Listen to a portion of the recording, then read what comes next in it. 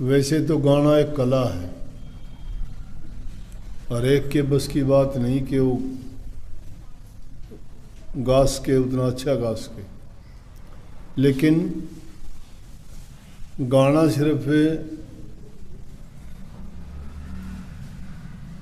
मनोरंजन के लिए नहीं होता।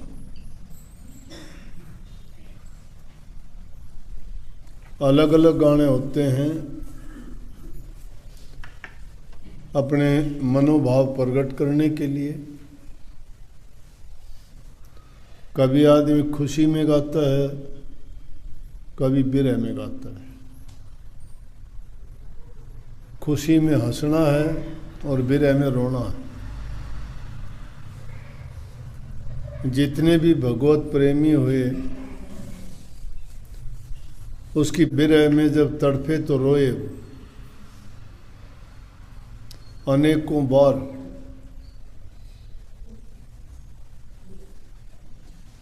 जब लोगों का विश्राम का समय होता है उस समय भी वो एकांत में उस प्रभु की याद में रोया करते हैं। क्यों? उनको संसार के पदार्थों से किसी से कोई मोह का बंधन नहीं है। उनकी सच्ची लगन प्रभु से लगी है और प्रभु के कभी दर्शन नहीं होते, उनसे कभी बात नहीं होती और उन्होंने प्रभु के लिए ही अपना सर्वस्व त्याग दिया है। आराम त्याग दिया, खान पान त्याग दिया, शौक पहनने ओढ़ने के त्याग दिए, रिश्ते नाते छोड़ दिए, एक ही नाता रखा और उसी की लगन में और रात दिन लगे रहते हैं। और जब वो नहीं मिलते हैं तो उस तड़प में तड़पते हैं। पलटू दास तो कहते पलटू दास अमल बिन अमलीर है, 8 पैर मस्ताना। वो नाम की इतनी मस्ती है कि जिस प्रकार से कोई आदमी किसी नशीली चीज़ का प्रयोग करके मदहोश रहता है, उसको होश ही नहीं रहता कहाँ है तुम। इसी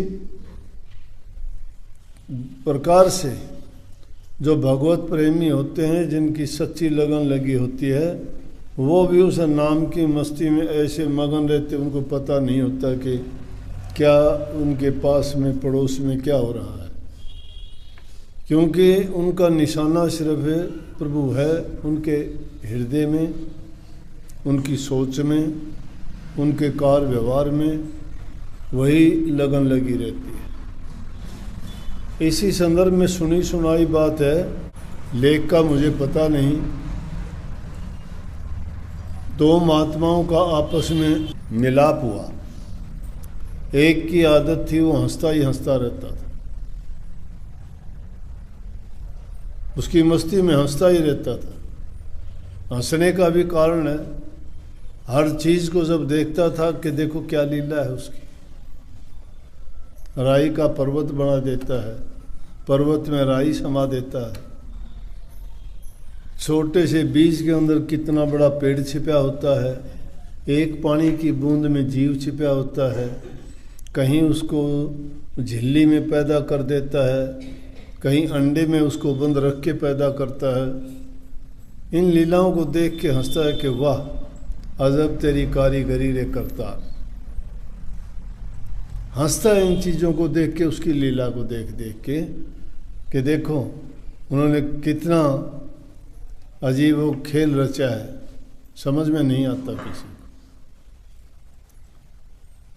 एक दूसरी तरफ जो उसकी तलाश में लगे हैं और इतनी कोशिश, इतना त्याग, इतनी तप, इतनी साधना करने के बाद भी उनको कभी दीदार नहीं होता तो वो तड़पता है। तो दोनों महात्माओं का आपस में टकराव हो गया, आमने सामने से आए। एक रोता रहता था, एक हंसता था। वो कहने लगे, अरे महात्मा जी तुम्हें रोना धोना छोड़ और तो प्रभु में सच्चे मन से चित्त लगा ले। और वो हंसता था, कहने लगा तू हंसना छोड़ दे, तुझे हंसने से क्या मिला? बोला मैं हंसना क्यों छोड़ दूँ कि तेरे को जो चीज़ रो रो के मिली है वो चीज़ मुझे हंस हंस के मिली है। समझ गए? जिस प्रकार से सोना मरना एक है, दोनों चीज़ एक जैसी है, कोई अंतर नहीं है, तो ये भी दोनों चीज़ एक जैसी ही हैं। लेकिन गाना एक कला है। सत्संगियों को कोई भी शब्द, कोई भी वाणी जब याद होती है, एकांत का टाइम होता है, जैसे भी विचार उसके होते हैं वैसी वाणी उसको याद आती है। अब महात्माओं ने जो रचना रच दी, कितनी उनकी वाणी अगर देखोगे तो सब ने अलग अलग समय पर जो हालात गुजरे उसी में कर दी।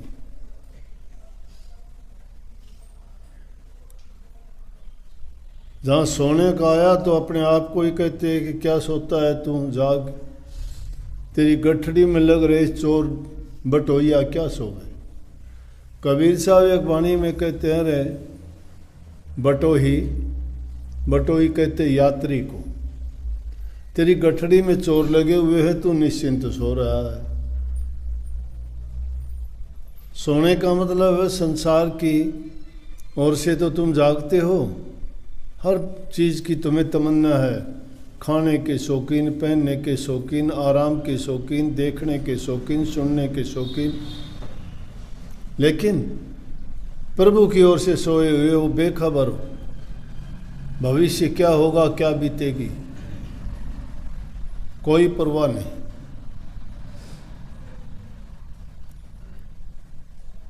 तो वो लोग सोए हुए हैं।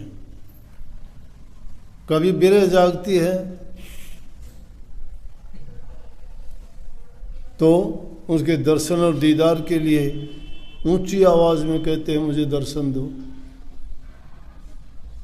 मैं तेरा दीदार दीवाना। नित्यानंद जी हुए अपने दुबड़धर माजरा के पास में, तहसीलदार से इस्तीफा दे के महात्मा बने, और वो गीत गाते, मैं तेरा दीदार दीवाना। ये मस्ती की बात है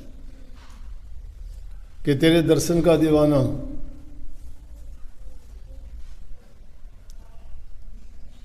तो वाणी जिस वक्त दिल में जाए, किसी ने फागण के, किसी ने सावन के, किसी ने चैत के, जो महीने आए उनके बारे में गाए।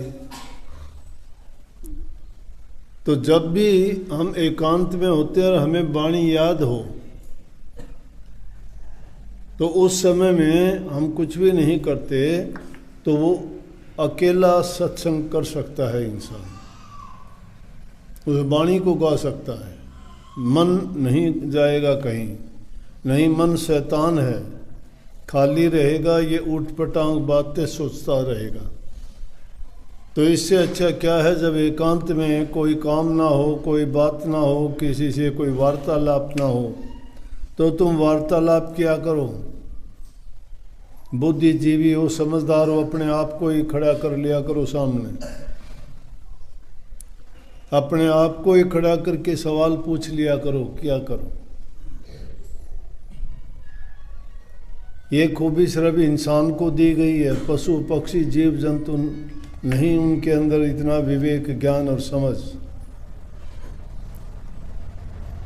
अपने आप को कैसे, अपने आप को समझाते भी हो, अपने आप को कोई काम करने से पहले फैसला भी करते हो, एक नहीं आप में तो अनेकों चीज़ बोलती है। लेकिन वास्तविकता तो एक जीव ही है इसमें, लेकिन मन, बुद्धि, चित्त, अहंकार बहुत चीज़ें हैं। जब अपने आप को सामने खड़े करके सवाल किया करो कि तुझे क्या करना चाहिए, क्या करता है। अपने आप से सवाल किया करो, क्या तू जो जीवन जीता है, इस जीवन का अर्थ क्या है। तेरे ही से जीवन या मनुष्य चोला पाके कोई तूने हित का, परहित का, परोपकार का, कोई पुण्य का, कोई धर्म, कोई अच्छा कार्य किया है, या तूने जो कार्य करता है वो सही है कि गलत है। अगर वो जैसे भी है उनका परिणाम क्या होगा, वाणी एक प्रकार की नहीं, 4 प्रकार की है। एक चेतावनी की वाणी है, चेता देती है जीव को। एक भयानक है, डराती है कि या तो अच्छे काम कर ले, नहीं नरकों में जाना पड़ेगा, दुख उठाने पड़ेंगे, यमदूत ले जाएंगे तेरे को खींच के, तरह तरह की यातना देंगे। इंसान डरता है कि जीव की ये हालत होगी तो बुराई का रास्ता छोड़ के अच्छाई के रास्ते पे आता है। चेतावनी का है कि अरे इंसान क्यों भटका हुआ है, सही रास्ते पे आ, तेरा रास्ता ये नहीं है। ये तो पशु पक्षी जीव जंतु सभी करते हैं ये काम, पेट सभी पालते हैं। इंसान अगर है तो इंसानियत के रास्ते पर चल। आत्मा से परमात्मा कहते हो, परमात्मा ने आपको अपना रूप दिया है। जो गुण परमात्मा में है वो इंसान में भी है।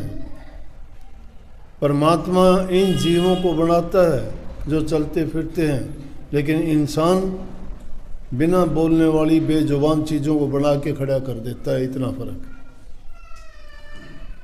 जितने मिट्टी के खेल खिलौने बनाता है इंसान बना सकता है, कोई जीव नहीं बनाता। या तो रचना परमात्मा कर सकता है, रचना ये भी करता है, लेकिन वो उनमें जीव डालता है, ये जीव नहीं डाल सकता। इस आत्म शक्ति लेकिन है ये उसी की, ये उसी की शक्ति है। जिस तरह से सूरज की किरण में प्रकाश है, लेकिन वो किरण आई कहाँ से? सूर्य से। बूंद में जल का गुण है, वही गुण समुद्र में है, वही बूंद में भी है। लेकिन वही बूंद कीचड़ में पड़ गई तो उसके अंदर गंदगी आ गई, वो उतनी पवित्र नहीं रही। लेकिन गंदगी की जीव अगर गंगा जी में जाके गिर गई तो गंगा जल बन गई। डूब जाते हैं, लेकिन अच्छों का संग करके अच्छे गुण उसमें आ जाते हैं। संतों की संगत में जीव जाग जाता है, सोता नहीं है। भूली हुई बात उसको याद दिलाते हैं संत।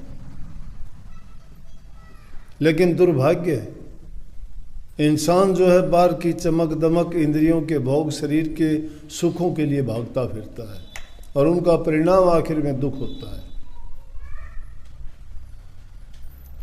उनका परिणाम दुख होता है। अपने आप को सुखी मानते, मन चाया खाते हो, मन चाया पहनते हो, मन चाया आराम करते हो, मन चाहे घूमते फिरते हो। लेकिन साधु महात्मा फकीरों को देखते हो, तन पर कपड़ा नहीं है, परवाह नहीं है, न कल की चिंता है। इंसान कल की चिंता करता है, पीढ़ियों की चिंता करता है, बेटे पोतों की चिंता करता है, कोठी मकान बंगले बनाता है। ज़रूरत की चीज़ इंसान को बनानी चाहिए, ज़रूरत है उसकी। अच्छा जीवन जीना चाहिए, क्योंकि वो मेहनत करता है तो अच्छा जीवन जिए।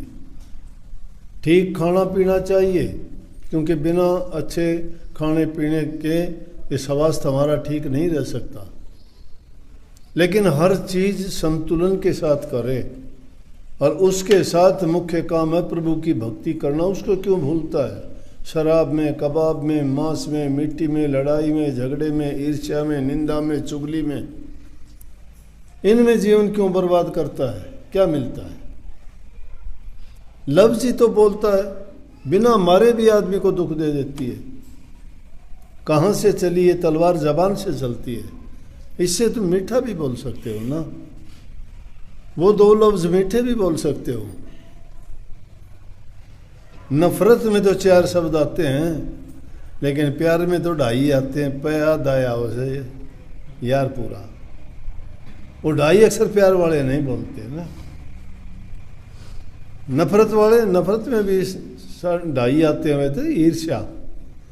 लेकिन वो गंदी चीज़ें क्यों सीखते हो जो तुम्हें दुख दे, अगले को दुख दे? ऐसी अच्छी तो आदमी अपने आप के सामने जब खुद को प्रकट कर लेता है तो वो सवाल करने से उसको परिणाम मिलता है। एक जब भी बैठ के तुम एकांत में विचार करते हो और कोई ना कोई काम करना होता है, उसका फैसला करके ही उठता हो, मुझे ये करना चाहिए, नहीं करना चाहिए। अनेकों विचार आएंगे, आखिर में फैसला ये कर मुझे ये करना चाहिए, वही करते हो। मन के साथ में मंत्रणा होती है, तो चेतावनी होगी, डरावनी होगी, एक यथार्थ वाणी होती है। यथार्थ होती है वास्तविक, जिसमें बताया जाए कि जीव कहाँ से आया, कैसे आया, क्यों आया, इसका क्या रिश्ता है किसी के साथ में। खुद तो नहीं जानता, कोई बताता है तो भी नहीं समझना चाहता, क्योंकि इंसान चाहता है उसको सुगम से सुगम, सरल से सरल, आसान से आसान, और जिसमें हल्दी लगे ना फिटकड़ी, रंग भी आए चोखा, वो काम होना चाहिए। लेकिन दुनिया में कोई भी काम करोगे ना, मेहनत करनी पड़ेगी। मेहनत जो करता है उसको पता होता है कि संघर्ष क्या चीज़ है, और संघर्ष के बाद में उसको सुख कैसे मिलता है। त्याग करने में जो तुम्हें आनंद मिलेगा ना, वो तुम्हें संग्रह में नहीं मिलेगा कभी भी। संग्रह में चिंता रहती है, त्याग में आदमी निश्चिंत होता है।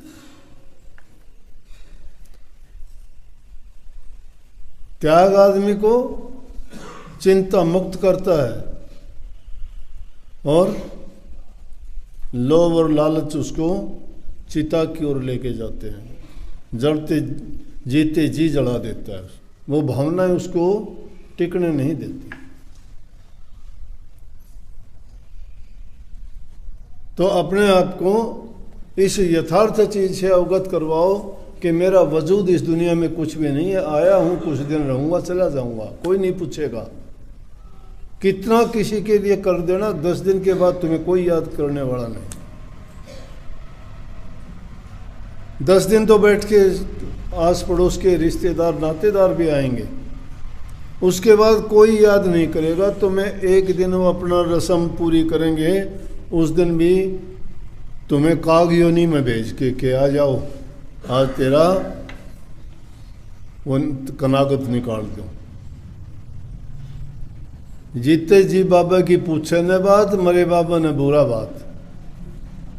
जीते जी तो बेचारे ने कोई रोटी को नहीं दे, और मरने के बाद में कागा ने बुला बुला के दो खीर खुआओ, क्योंकि खीर कहाँ आता है। और एक वाणी होती है रोचक। अब ये जो इसने वाणी पहले कही थी छोरी ने, सतगुरु जी तेरे दर को छोड़ के किस दर जाऊं मैं।